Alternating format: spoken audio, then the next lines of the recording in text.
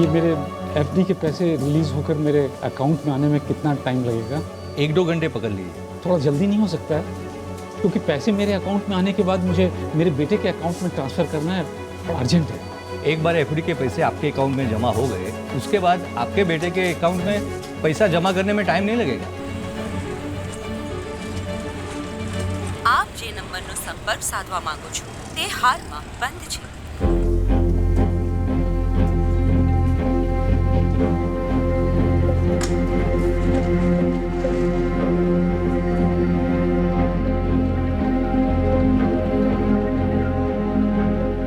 આપ જે નંબરનો સંપર્ક સાધવા માંગો છો તે હાલમાં બંધ છે।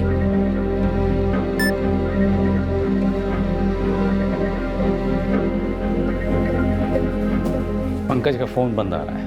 पैसे तो ट्रांसफर हो गए हैं ना? मैनेजर ने कहा था कि आधा घंटा लगेगा कम से कम। 1:15 बजे तो चेक जमा किया था, अब तो 2 बज रहे हैं। पंकज का फ़ोन है। हेलो।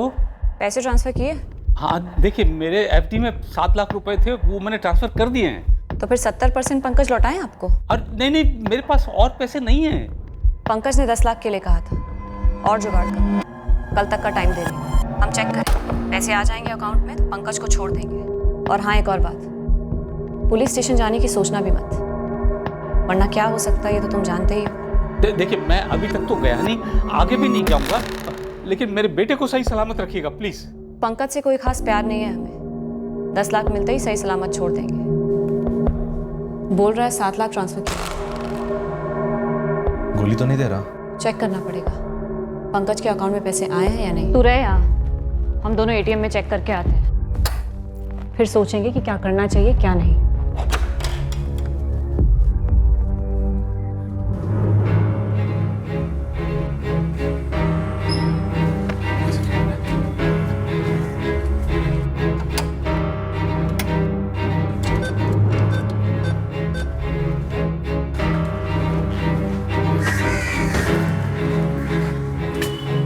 पैसे आ गए पंकज के अकाउंट में।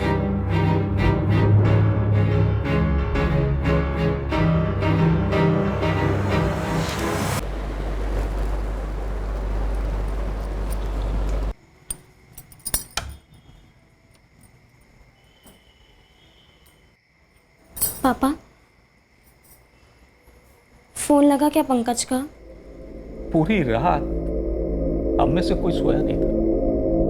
मन ही मन मुझे लग रहा था, पता था कि जो भी हो रहा था पंकज ने खुद ही अपने सर मोल लिया है। जरूर जानबूझकर इस जाल में खुद चलकर फंसा है। हमारा बेटा था, हमें वापस चाहिए था। हमें लगा कि अगले दिन वो लोग बैंक से पैसे निकलवाएंगे और हमारे पंकज को छोड़ देंगे। આપ જે નંબરનો સંપર્ક સાધવા માંગો છો તે હાલમાં બંધ છે। अब तो 5 बज गए हैं, पूरा दिन था उनके पास पैसे निकालने के लिए। तो करें तो क्या करें, कुछ समझ में नहीं आ रहा है। पापा, पुलिस के पास जाए क्या? बेटा, उस लड़की ने कहा था हम पे नजर रखे हुए है। हम पुलिस में गए तो पंकज की जान ले लेंगे वो लोग। पर ऐसे कब तक इंतजार करेंगे हम? मैं क्या बताऊं, मेरी तो कुछ समझ में नहीं आ रहा है।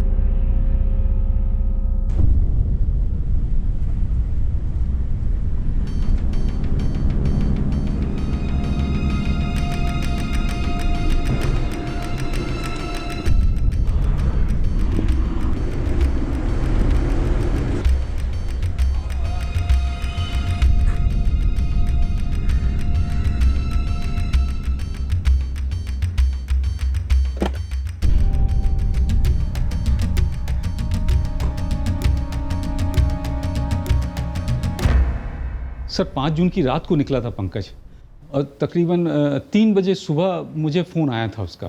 और पंकज ने आपको कॉल करके ये कहा था कि पुलिस ने उसे के साथ पकड़ लिया है? हाँ, पर दूसरे दिन उस औरत ने फ़ोन करके बताया कि उसे किडनैप किया है। फिर मैंने 7 लाख रुपए ट्रांसफ़र भी किए। 6 तारीख को आखिरी बार बात हुई थी, उसके बाद से फ़ोन बंद ही आ रहा है उसका। 5 जून की रात को लड़की का फ़ोन आया और आपका बेटा घर से निकला? हाँ सर, लेकिन हमें नहीं मालूम उसे किसका फ़ोन आया था। पंकज की पत्नी, उसे पता? नहीं पता सर, डिनर के बाद तो हम सब सोने की तैयारी कर रहे थे जब पंकज को कॉल आया। हाय, क्या हाल है? मैं तो ठीक हूँ। कहाँ? अभी? ठीक है, आ जाता हूँ, 20 मिनट में आता हूँ। See you।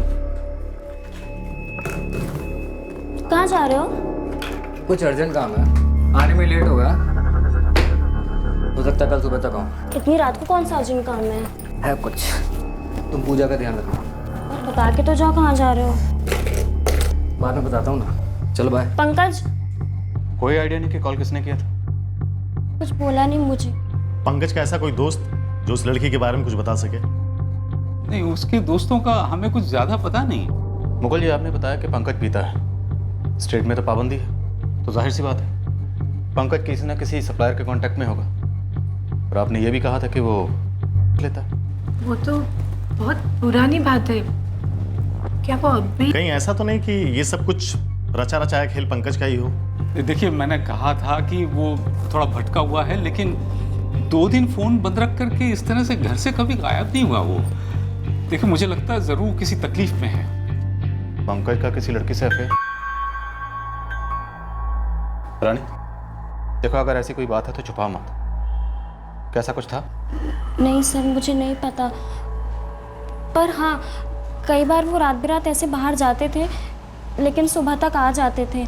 पहली बार ऐसा हुआ है कि वो अभी तक घर नहीं आए। सर, वो गाड़ी की चाबी साथ लेके गए थे क्योंकि कंपाउंड में गाड़ी नहीं है, तो शायद गाड़ी से ही गए होंगे। गाड़ी का नंबर, और अगर गाड़ी की फ़ोटो हो तो और भी बेहतर। और पंकज की फ़ोटो, हमें ये सब चाहिए। हम पंकज के फ़ोन रिकॉर्ड्स निकलवाएंगे, पता करते हैं कि 5 जून की रात को पंकज को किसका फ़ोन आया था। और दोषी जी, आप बैंक से ज़रा ये पता करिए कि पंकज के अकाउंट में जो 7 लाख रुपए आपने जमा किए थे वो विड्रॉ हुए हैं या नहीं। बैंक से पता चला कि एटीएम से 60,000 रुपये विड्रॉ हुए थे। तब भी हमें यही शक था कि ये पंकज खुद ही ये किडनैपिंग का नाटक रच रहा है। हमारी तो समझ के बाहर था कि पंकज ऐसा क्यों करता। हाँ, क्योंकि हमारी बहू रानी को तो उस नीलिमा के बारे में कुछ भी नहीं पता था, और हम में से भी किसी को नीलिमा के बारे में कुछ नहीं पता था। ये भी नहीं कि पंकज झूठे नाम से, झूठी पहचान से उसके साथ, नीलिमा के साथ उसका कुछ चल रहा है। ये जो भी हो रहा था सब गोपाल की वजह से हो रहा था। गोपाल को तो लगता है कि पंकज की जगह वो हो सकता था। बाल बाल बचा मुझसे बचा। गोपाल की वजह से मुझे पंकज दोषी की तरफ मुझे देखना पड़ा। गोपाल के साथ अच्छी लाइफ इमेजिन कर रही थी मैं, सुधरी हुई, कोई गलत काम नहीं कर रही थी, सब कुछ नॉर्मल था। ऐसी लाइफ जीना चाहती थी मैं गोपाल के साथ। मैं भी तुम्हें बहुत मिस करता हूँ नीलिमा। मैं बस वेट कर रहा हूँ कि कब लंबा वीकेंड आए और मैं अहमदाबाद की फ्लाइट लेकर तुम्हारे पास आ जाऊँ। तुम एक काम क्यों नहीं करती? तुम मेरे साथ बेंगलुरु क्यों नहीं शिफ्ट हो जाती? सच में? As in live in relationship? हाँ, अगर तुम्हें कोई प्रॉब्लम नहीं हो तो लिव इन से शुरू करते हैं, फिर आगे बढ़ सकते हैं। गोपाल ने अपनी पूरी फैमिली से मिलवाया, भाई भाभी माँ बाप भी। मुझे भी वो लोग अच्छे लगे, उन्हें मैं भी बहुत पसंद आई। सब कुछ अच्छा चल रहा था। वो 8 महीने जो मैंने गोपाल के साथ बिताए, मैंने अपना दिल, दिमाग और फिजिकली भी सब कुछ लगा दिया रिलेशनशिप में। गोपाल भी इस कदर इन्वॉल्व हो गया मेरे साथ कि शादी के लिए उसी ने प्रपोज किया। अरे आज जल्दी आ गया तुम? हाँ, आज जल्दी फ्री हो गया। क्यों? आज तुम्हारा बॉस तुम पे मेहरबान हो गया क्या? तो क्या कहती हो, शादी करोगी मुझसे? काफी टाइम बाद मैंने अपने मम्मी पापा से बात भी की। खुश थी लाइफ में, फाइनली कुछ ऐसा मिल रहा था जो तभी तक नहीं मिला था। हेलो हेलो हेलो पापा, फोन मत काटना पापा, पहले मेरी बात सुन लो प्लीज।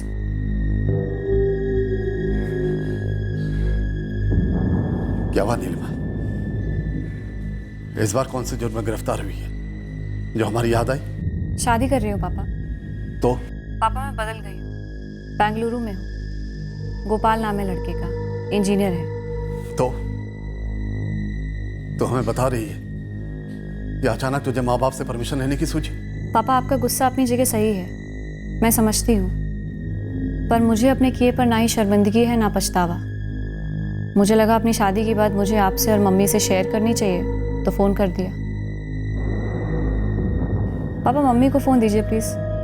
माँ बाप भी बेंगलुरु की ही हैं। पता है, सालों बाद पहली बार मुझे लगा कि मैं कुछ नॉर्मल सा कर रही हूँ, जो मेरी फैमिली को, मेरी बहन को कबूल होगा, सही लगेगा।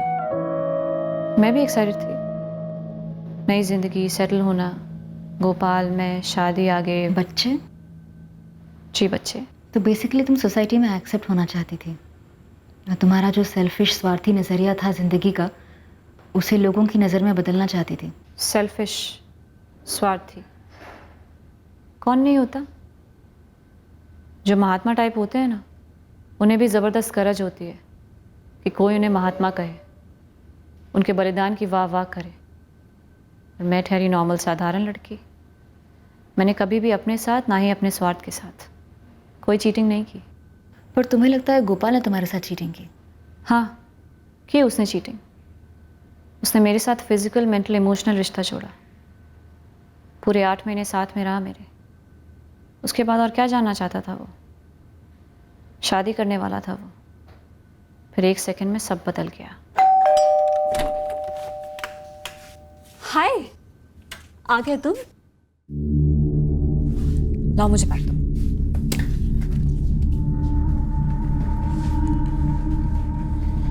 मेरी मम्मी पापा से बात हुई, काफी खुश थे हमारी शादी की न्यूज़ को सुनकर। पूछ रहे थे कि कब आकर तुम्हारे पेरेंट्स के साथ फॉर्मेलिटीज पूरी करनी है।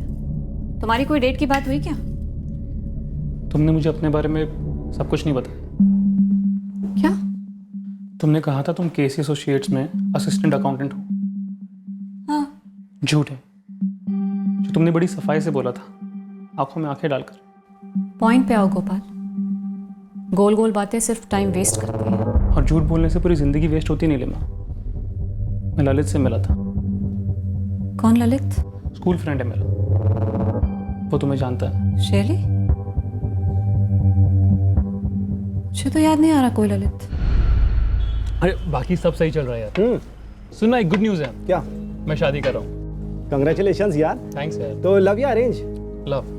और हमारे पेरेंट्स अगले महीने शादी की बात कर रहे हैं। अच्छा, लड़की कहाँ की है? बेंगलोर की? नहीं यार, यहीं की है, अहमदाबाद की। हम लोग इधर ही मिले थे यार। तो उसके पेरेंट्स मोरबी के हैं और पिछले 7-8 महीने से हम दोनों लिव इन में, बेंगलुरु में। अब बात है यार, लिविंग शिविंग है। हाँ यार, सही है। मॉडर्न लड़की है, काफी ब्रॉड माइंडेड है।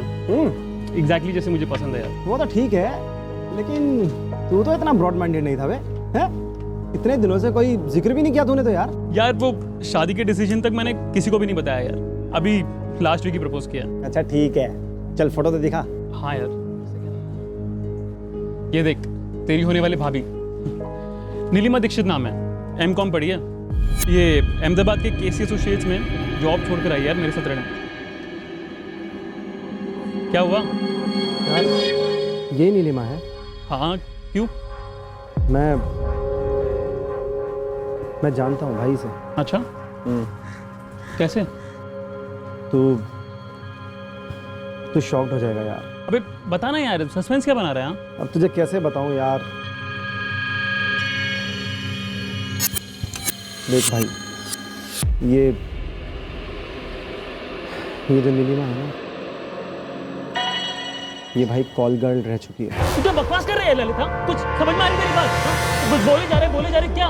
कि क्या सुनूं मैं यार? प्लीज सुन पहले मेरी बात, शांत हो जा। नहीं सुनना है मुझे कुछ। मैं बकवास नहीं कर रहा भाई, मैं सच बोल रहा हूँ, सुन तो ले। हाँ बोल। मोनिका नाम की एक कॉल गर्ल थी यही अहमदाबाद में, पॉश टिप टॉप सी। मैं भी जाता था उसके पास कभी कभी। उस मोनिका ने लॉन्च किया था इस नीलिमा को। उस मोनिका के घर से ऑपरेट करती थी वो सब कुछ। फिर बाद में इसने अपना अलग से शुरू कर दिया। ललित मेरे बचपन का दोस्त है, झूठ नहीं बोलेगा मुझसे। तुम्हारे दोस्त ने सही कहा। मैं पहले कॉल गर्ल थी, दूसरी लड़कियों को भी लगवाया था मैंने। फिर पुलिस की रेड भी हुई थी और मैं अरेस्ट भी हुई। और केसी एसोसिएट्स? वो झूठ है। एमकॉम भी झूठ है। बीकॉम फर्स्ट ईयर के बाद मैंने कॉलेज छोड़ दिया। और पेरेंट्स तुम्हारे जिनसे तुमने बात करवाई वो भी सच के हैं कि झूठ के? सच के। मोरबी में है। और क्या क्या छुपाया तुमने मुझसे? वो मेरी बिजनेस में रेड हुई थी, मैं अरेस्ट हुई थी, फिर बेल भी हुई। बाहर निकलने के बाद मैंने एटीएम लूटने का ट्राई किया। एटीएम लूटने की? हाँ, पुलिस ने मुझे फिर से अरेस्ट किया, बेल हुई। तब मेरी हालत बहुत ख़राब थी, समझ नहीं आ रहा था पैसे कैसे कमाऊंगी, इसलिए मैंने कुछ और ट्राई किया।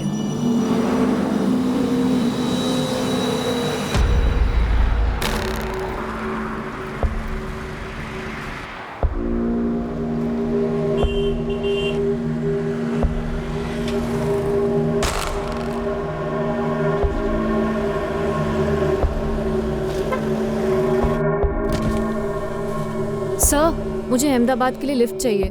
मेरी बस छूट गई है, अर्जेंट है। ठीक है, बैठिए। ऐसे इतनी रात गए अकेले बस का वेट करना थोड़ा रिस्की है। जी, लिफ्ट लेना भी। हाँ। और लिफ्ट देने वाले के लिए भी रिस्की है। क्या?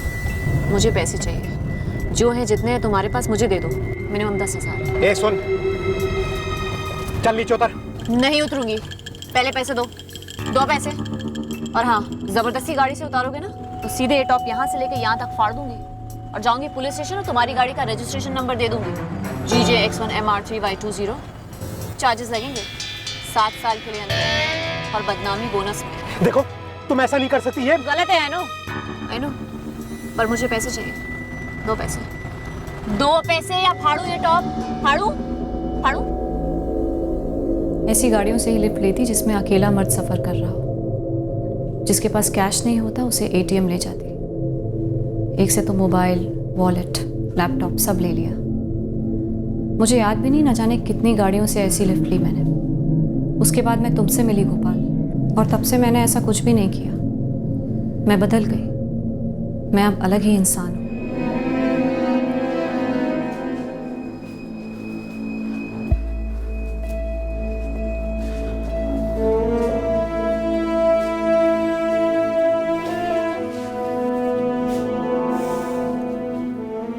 मैं किसी की भी कसम खाने को तैयार हूँ गोपाल।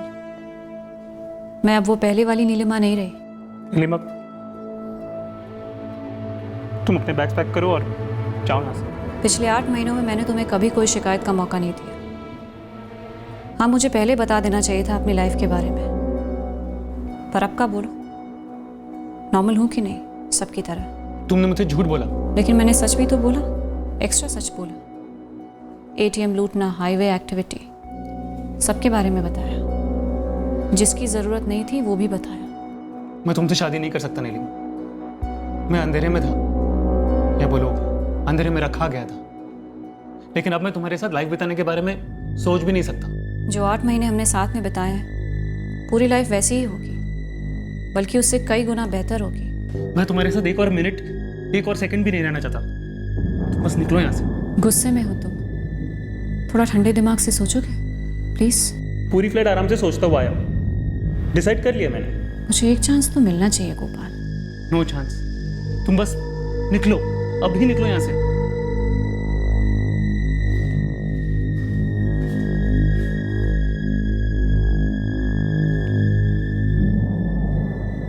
ये तुम्हारा आखिरी फैसला है गोपाल? हाँ। You know what? Just get out from here. Okay fine. तुम्हारी जिंदगी से निकलने के लिए एग्जिट फी लूंगी, 10 लाख। दिखा दी ना अपनी औकात। फूट लो भी यहाँ से। चीजें और खराब हो ना, उससे पहले निकल लो यहाँ से। और हाँ, याद रखना, मैं उन हाईवे वाले डफर ड्राइवर्स में से नहीं हूँ। चार्ज काफी सीरियस होता है गोपाल। क्रिमिनल बैकग्राउंड तेरा है, कोई तेरे झूठे इल्जाम का यकीन भी नहीं करेगा। कोई नहीं। अच्छा, इतना समझ लो, लड़की को शादी का गाजर दिखाकर उसके साथ करना के दायरे में आता है। शादी के वादे के सबूत भी है मेरे पास, फोटोग्राफ्स, रिंग। हमारे पड़ोसी शांति जी भी विटनेस होंगी। कानून तोड़े हैं, इसलिए कानून के बारे में जानती हूँ गोपाल। 1 हफ्ते का टाइम दे रही हूँ। 10 लाख से 1 पैसा कम नहीं लूँगी। और जुबान है मेरी, उसके बाद ना ही तुम कभी मुझे देखोगे ना सुनोगे। कितनी वाहियात शर्त थी, शादी करो मुझसे या 10 लाख फाइन भरो। बाद में तो मुझे लगने लगा कि शायद वो खुद आई होगी मेरे पास। पहले तो मुझे फंसाया और ब्लैकमेल करने लगी। अगला 1 हफ्ता मेरे लाइफ का सबसे डिफ़िकल्ट वीक था। दिन में 10 बार मैसेज करती, कॉल करती कि पैसे अरेंज हुए या जाऊँ पुलिस के पास। मेरे पास पैसे नहीं थे। मैंने अपने सारे सेविंग्स और दोस्तों से झूठ बोलकर लोन्स लिए। और पैसे दे दिए नीलिमा को? वरना वो छोड़ती मुझे। पर मैं बहुत हर्ट हुआ था कि कैसे कोई अपने लाइफ के बारे में झूठ बोलकर आपकी लाइफ में आए और आप उसे लाइफ पार्टनर की तरह देख रहे हो, पर जब उसके सही रंग सामने आए तो वो अपना क्रिमिनल साइड बताकर आपसे पैसे हटना चाहती है। पैसे तो देने ही थे उसे। वो बेंगलुरु आने को रेडी नहीं थी, तो 2 दिन की छुट्टी लेकर मैं अहमदाबाद गया। सबसे छुप कर एयरपोर्ट से सीधे उसके घर गया, उसे 10 लाख देने। पैसे तो हैंड ओवर कर दिए, लेकिन मैं इतनी आसानी से हार मानने वाला नहीं था।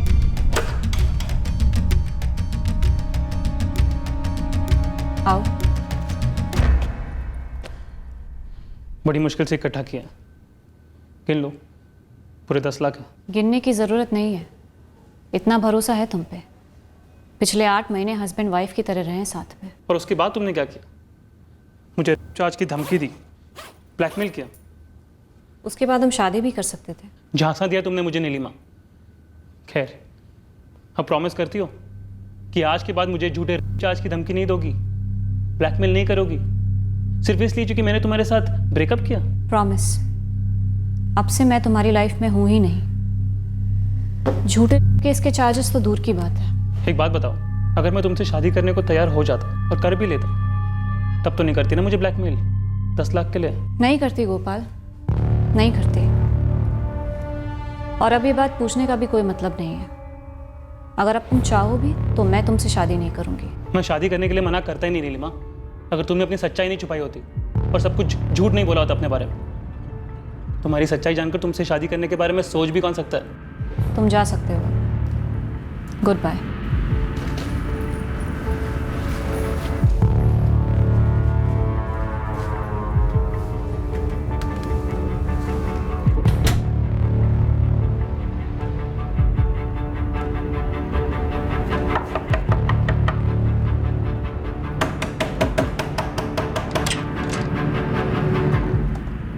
जी नीलिमा, साथ चलो हमारे। क्यों? मैंने क्या किया है? Blackmail, extortion. तब तो नहीं करती ना मुझे ब्लैकमेल? नहीं करती गोपाल, नहीं करती। और अब ये बात पूछने का भी कोई मतलब नहीं है। ये हमारा निजी मामला है सर। नहीं नीलिमा, ये निजी मामला नहीं है, ये ब्लैकमेल है। और मैंने तुम्हारे खिलाफ कंप्लेन दर्ज की है। मैंने इन्हें तुम्हारा पूरा बैकग्राउंड बताया। प्रोस्टिट्यूशन, ATM लूट, हाईवे पर ठगना, मुझसे झूठ बोलना और फिर ब्लैकमेल, सब कुछ। ये क्लियर कट एक्सटॉर्शन और ब्लैकमेल का मामला है। तुम्हें जो कैश दिया गया था उस पर मार्किंग है, बतौर सबूत कोर्ट में पेश होगा। सर, इसने जो स्टिंग करके आपको वीडियो दिखाया है वो पूरी हकीकत नहीं है। एक्चुअली इसने मेरा इस्तेमाल किया है, झूठ बोलकर पूरे 8 महीने। Miss Neelima Dikshit, you are under arrest. तो फिर इसे भी अरेस्ट कीजिए सर। इसके खिलाफ भी मेरे पास काफी सबूत हैं। कंप्लेन दर्ज कीजिए। धोखा और तो फिर तुमने क्यों नहीं पहले कंप्लेन दर्ज की? अगर मैं पहले से शिकायत कर देती तो क्या करते आप लोग? इसलिए मैंने मैटर खुद ही सॉल्व कर लिया। तुम्हें जो कुछ भी कहना है तुम अपने वकील से कहो, कोर्ट में कहो। इस वक्त हम तुम्हें ब्लैकमेल के लिए अरेस्ट कर रहे हैं। ले जाओ इन्हें। तब मैं समझा ही नहीं कि मैं एक जाल में अचानक से फंस गया हूँ, क्या जानबूझकर फंसाया जा रहा हूँ। जो भी था, मेरा लग अच्छा है कि मैं उस जाल से टाइम पर निकल गया। मुझे लगता है ये पंकज दोषी भी मेरे जैसे नीलिमा का शिकार था। वो लड़की इंसान नहीं है, शैतान है।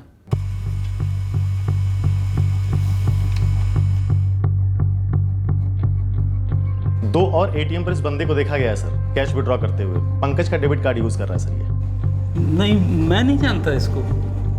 रानी? नहीं, मैं भी नहीं जानती। 6 और 7 जून को ही इस आदमी ने 3 अलग अलग ATM से पैसे विड्रॉ किए हैं। ये पैसे पे पैसे निकाले जा रहा है और हमारा पंकज अभी तक घर नहीं आया। रानी जी जरा पंकज के दोस्तों से पता करिए कि ये कहीं उसी का आदमी तो नहीं है। सर मैं पंकज के दोस्तों को नहीं जानती।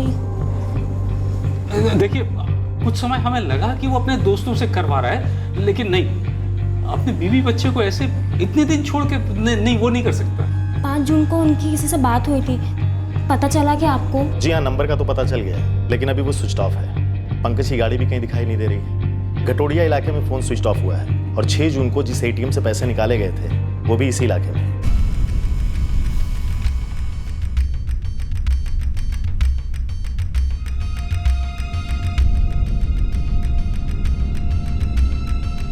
कंज्यूमर फॉर्म से नीलिमा दीक्षित का एड्रेस मिला है, जो कि मोरबी का है, लेकिन उसके फॉर्म पे उसका कोई अल्टरनेट नंबर नहीं है। उसका एक बार एड्रेस चेक करके मुझे कॉल बैक करो, उससे ये कंफर्म हो जाएगा कि ये एड्रेस सही है या फिर ये नंबर ही जाली है। ठीक है कैलाश, मुझे एड्रेस और सारी डिटेल्स भिजवा दीजिए, मैं भी चेक करता हूँ। सर ये नीलिमा की कॉल रिकॉर्ड में भी शो हो रहा है कि नीलिमा और पंकज एक दूसरे के टच में थे लगभग 3 महीनों से। 5 जून की रात को नीलिमा के फोन से पंकज को फोन आता हाय और वो घर से निकलता है। उसके कुछ घंटों बाद पंकज अपने पिता को फोन पर यह कहानी बनाकर सुनाता है कि उसे पुलिस ने पकड़ लिया के साथ। ये माजरा है क्या, समझ में नहीं आ रहा। पंकज वाकई में किडनैप हुआ है या कोई खेल है? हेलो कैलाश, शैलेश बोल रहा हूँ मोरबी से। ये जो तुमने नंबर दिया था ये भी सही है और एड्रेस भी, लेकिन ये लड़की नीलिमा तो घर पे नहीं है, पर उसके पिता हैं बलदेव दीक्षित। जरा उनसे बात करवाइए। ये लीजिए बात।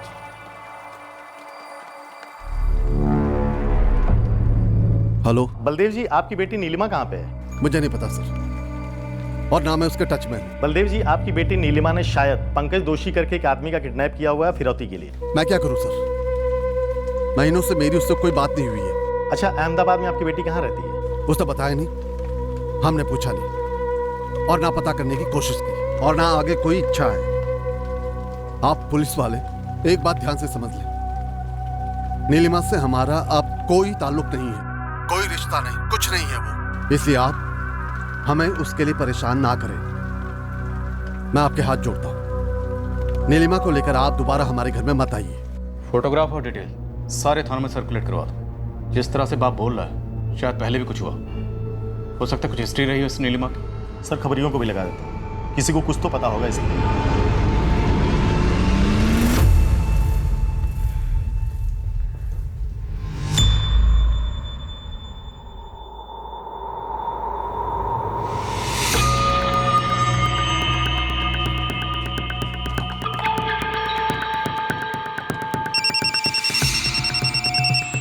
Hello hello Kailash sir. हाँ बोल रहा हूँ। रामदेव चौक पुलिस थाने से एएसआई गीता पटेल बोल रही हूँ। हाँ गीता बोलो। सर ये जो लड़की है नीलिमा दीक्षित, नवंबर 2017 में मैंने अरेस्ट किया था इसको, ब्लैकमेल का केस था, अभी बेल पर छूटी हुई है। गीता, इसका एड्रेस क्या है? जहाँ से गिरफ्तार किया था सर वहाँ का एड्रेस है।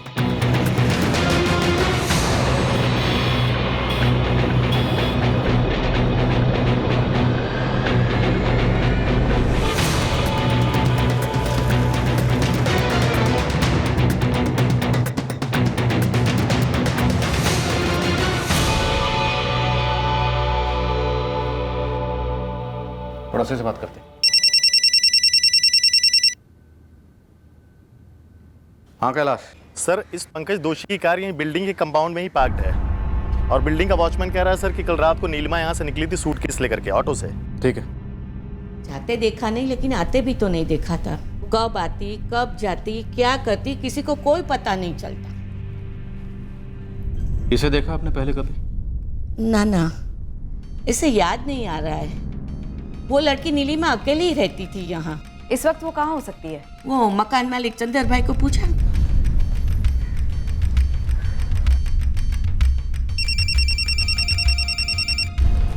हेलो। हमें आपसे बात करनी है, तुरंत पुलिस स्टेशन पहुंचिए। ठीक से पता किया ना सुरेश? डबल चेक किया? Thank you Suresh. सर परसों सुबह यानी 7 जून की सुबह को हिम्मतनगर पुलिस को एक लाश मिली थी। वहाँ के कांस्टेबल सुरेश को हमने पंकज की फोटो भेजी हुई थी। वो कह रहा है कि ये लाश पंकज की है।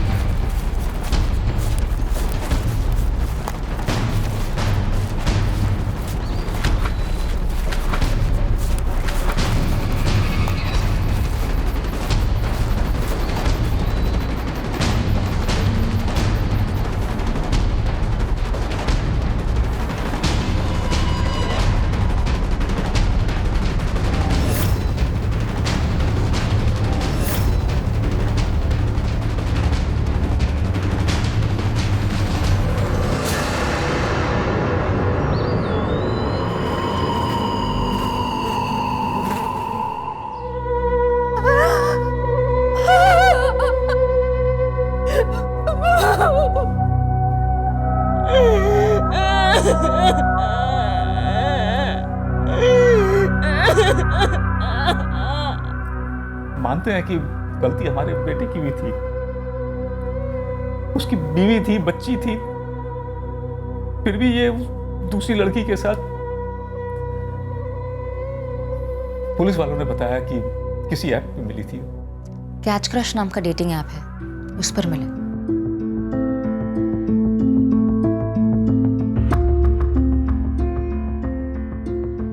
Hi, this is Vicky. How are you?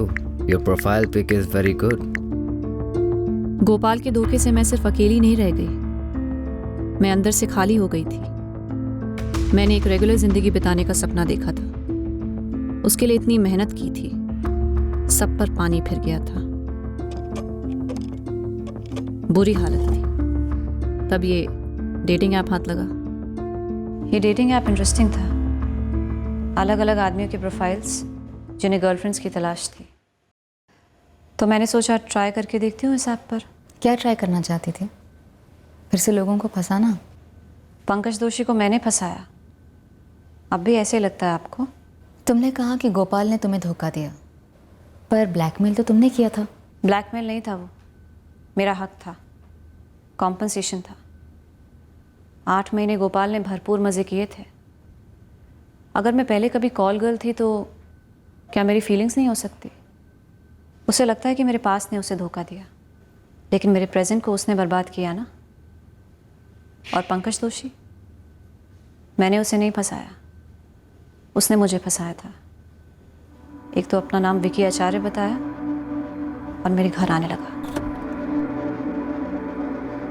उसकी सहूलियत और ज़रूरत के हिसाब से आ जाता। उसके सारे झूठ मैं बड़े सिंसियरली सुनती, सच मानती उन्हें। जब भी ज़रूरत होती वो मुझे पैसे भी देता, दिलदार था। तुमने उसे मार डाला नीलिमा, 10 लाख के लिए। ऐसा है, मैं सतीश को मिली, ठीक है। अभी सतीश सबसे अलग था, उसने कभी मुझसे झूठ नहीं बोला। हमें एक दूसरे से प्यार हुआ, रियल प्यार। सतीश भी तुम्हें कैच क्रश पे मिला था? हाँ। सतीश मेरे लिए फ्लावर्स लेकर आता, 24 घंटे सिर्फ के पीछे नहीं होता। हम बातें करते, शॉपिंग करते, घूमते। वो मेरे लिए गिफ्ट खरीदता था। एक अरसे बाद मुझे ऐसा लगा कि मेरी लाइफ में कुछ ऐसा है जो मैंने बेच खरीद कर हासिल नहीं किया, कुछ ऐसा जो बस मेरी लाइफ में आ गया, एक गिफ्ट की तरह। पर मुझे असलियत की भी समझ थी। सतीश कर्ज में डूबा था। कोई टेंशन है सतीश? तो बताओ मुझे, शायद मैं कोई हेल्प कर सकूं। नीलिमा, मेरे सर पर 5 लाख का कर्ज है। इस शहर में किसके सर पे कर्ज नहीं होता? ये कोई बैंक का लोन नहीं है, एक भाई टाइप के बंदे से लिए। वो ढूंढ रहा है मुझे, पता नहीं कब तक ऐसे छुपूंगा। अगर मेरे पास होते तो दे देती। यार प्रॉब्लम तो ये है कि मम्मी पापा से भी नहीं बोल सकता।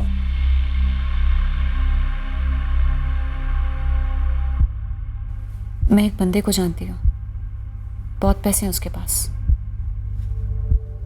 लेकिन वो मुझे पैसे क्यों देगा? हम मांगेंगे नहीं तो फिर निकलवाएंगे। निकलवाएंगे? हाँ निकलवाएंगे। सिर्फ 5 ही क्यों, 25 निकलवाएंगे। विवेक आचार्य नाम है उसका, करोड़ों का टर्नओवर है उसका। और ये निकलवाएंगे मतलब? किडनैप। और 25 लाख उसकी फिरौती होगी? हाँ। लेकिन इस काम के लिए हम दोनों काफी नहीं। मेरा एक दोस्त है राहुल पांचाल, भरोसेमंद है, उसे ले ले साथ में।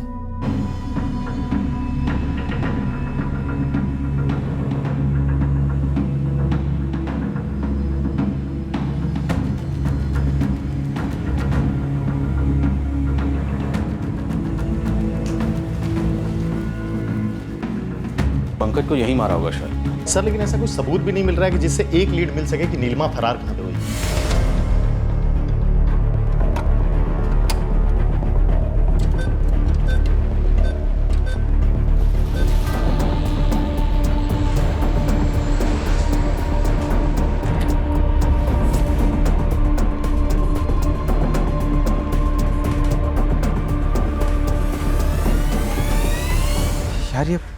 पंकज का कार्ड ब्लॉक हो गया। ब्लॉक मतलब? जी ब्लॉक मतलब ब्लॉक। ये कार्ड कोई काम का नहीं है, हम कोई ट्रांजैक्शन नहीं कर सकते, पैसे भी नहीं निकाल सकते। कौन सा एटीएम? हाँ एड्रेस भेजिए तुरंत। सर नीलिमा को एक एटीएम के बाहर खड़ा हुआ देखा गया है, वो भी उस बंदे के साथ जो पंकज के डेबिट कार्ड से कैश निकालते हुए एटीएम के सीसीटीवी फुटेज में दिखाई पड़ा था सर। कौन सा एटीएम? सर अभी बैंक मैनेजर एड्रेस मैसेज कर रहा है, उठा लो। गलती कर दी हमने सतीश। पता है तुम ही एटीएम कार्ड पर जोर दे रही थी ना। हमारे पास एटीएम है, पिन है, कैश निकालते रहेंगे। पूरा कैश एक साथ निकलवाते हैं ना, उसे कहते हैं जाकर चेकबुक लेकर आए। उसे चेकबुक लाने कहेंगे ना तो सीधे पुलिस के पास चला जाएगा। हम सबको पहचानता है वो, मेरा घर जानता है, मतलब उसे ऐसे कभी छोड़ नहीं सकते हम। तो क्या उसे मार डालना पड़ेगा? ऑब्वियसली।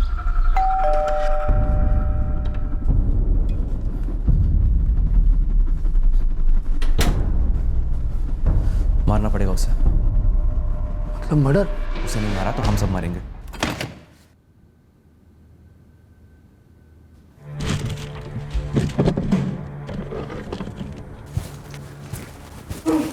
ये लो, ये बेटर रहेगा और इजी भी।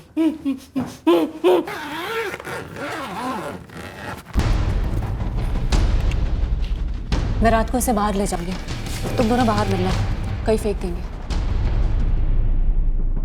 जो हो गया सो हो गया, आगे देखते हैं क्या होता है।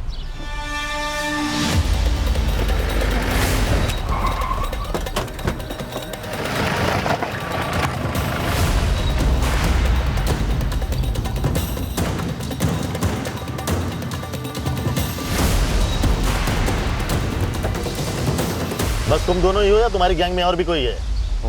मेरा फ्रेंड भी है। कौन है? क्या नाम है उसका? सर उस लड़की ने गुमराह किया होगा मेरे बेटे सतीश को। मेरा बेटा ऐसा है ही नहीं, वो तो बहुत ही सीधा साधा लड़का है। राहुल को गलत फंसा रहे ये लोग साहब। उस लड़की और इस सतीश ने मिलके ही कुछ किया होगा। मेरे बेटे ने सिर्फ एक झूठ बोला था अपने बारे में और उसकी जान ले ली उस नीलिमा ने। ये कैसी परवरिश की गई है इस लड़की की। लानत है ऐसे माँ बाप पर, जिंदगी भर जेल में सड़ना चाहिए ऐसी लड़की को। उसने पैसे मांगे, मैंने दिए, फिर मार डाला। इकलौता बेटा था हमारा, खो दिया हमने। सारा दिन यही सोचते रहते हैं कि आखिर क्यों फंसा वो उसकी चाल में। नीलिमा, तुम्हें कभी लगता है कि सब कुछ अलग हो सकता था, ऐसा नहीं होना चाहिए था? मेरे चाहने से कुछ बदलेगा तो नहीं। माँ बाप की याद आती है? उन दिनों को याद करती हो जब तुम मोरबी में थी उनके साथ? खुशी खुशी स्कूल से लौटती होगी, परिवार के साथ अच्छा समय बिताया होगा, अभी वो तुम्हें मूवीज़ दिखाने ले जाते होंगे, होटल में खाना खाया होगा। माँ बाप से किसी बात पर गुस्सा हो कि उन्होंने तुम्हें पैसा खर्च करने नहीं दिया? पैसे की कमी कारण थी कि तुम इस रास्ते पर आई, जुर्म के रास्ते पर? कभी कभी सोचती हूँ सबके बारे में, पर मैं वापस नहीं लौट सकती ना, कुछ सुधारने, कुछ संभालने। पछतावा होता है अपने किए पर? पंकज और उसकी फैमिली तो है ही, अब सतीश और राहुल की फैमिलीज भी ये कह रही हैं कि दोषी तुम ही हो।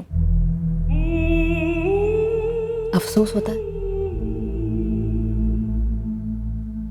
अरमान होना इंसानी फितरत है। ये सिर्फ कुछ खास लोगों में, और वो भी हाल ही में पाई गई सोच नहीं है। पर बड़े अरमानों को पूरा करने बड़ी मेहनत लगती है, वो भी ईमानदारी और कानून के दायरे के अंदर रहकर करनी पड़ती है। कीमती ब्रांडेड चीजों की चाहत की कोई सीमा नहीं होती। वैसे जो आपको पसंद आए आप उसे ले सकते हैं, पर आप उसे कैसे लेंगे उसी का नाम जिंदगी है।